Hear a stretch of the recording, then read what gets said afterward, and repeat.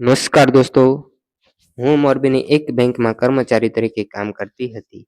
દરરોજની જેમ એ દિવસ પણ સામાન્ય જ હતું. ગ્રાહકોની ભીડ, ખાતાઓનું કામ અને ઓફિસની વ્યવસ્થા વચ્ચે હું મારા કામમાં વ્યસ્ત હતી. એ સમયે એક યુવાન ઇજનેર બેંકમાં પોતાના કામ માટે આવ્યા.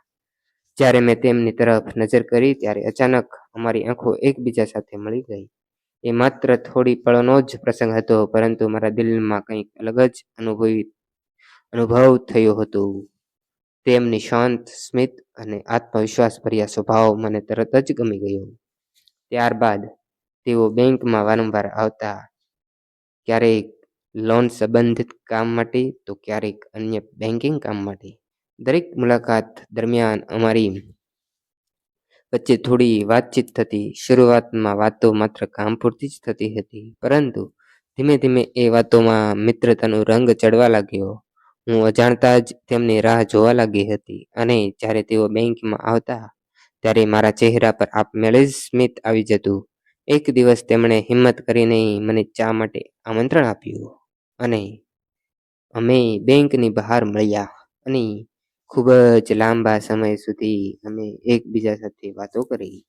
એ વાતોમાં અમે એકબીજાના સપનાઓ, એકબીજાના જીવનના લક્ષ્યો અને એકબીજા પરિવાર વિશે ઘણું જાણ્યું. મને સમજાઈ ગયું કે તેઓ માત્ર ખૂબ એક સારા ઇજનેર નહીં, પરંતુ ખૂબ જ સારા અને સંવેદનશીલ માણસ પણ છે. તેમની સાદગી અને સચ્ચાઈએ મારા દિલમાં ખાસ સ્થાન બનાવી લીધું. સમય જતાં અમારી મિત્રતા પ્રેમમાં બદલાઈ ગઈ.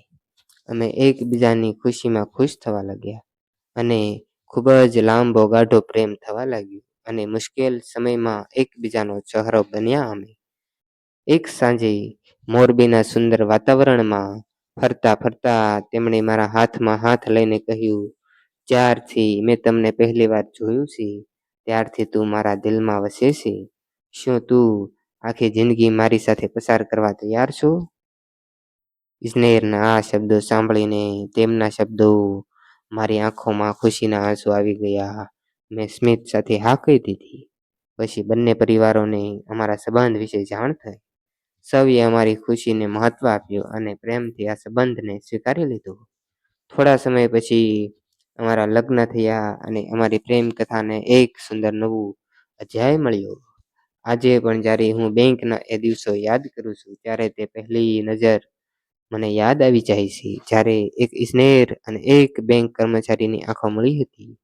એ જ ક્ષણે શરૂ થયેલી લાગણી ધીમે ધીમે એક સાચા પ્રેમમાં બદલાઈ ગઈ, અને જીવનભરના એક સુંદર સંબંધનું કારણ બની. દોસ્તો, તમને અમારા વિડીયો પસંદ હોય તો તમે અમારી ચેનલના વિડીયોને લાઈક કરો, શેર કરો અને સબસ્ક્રાઈબ કરો દોસ્તો. થેન્ક યુ દોસ્તો.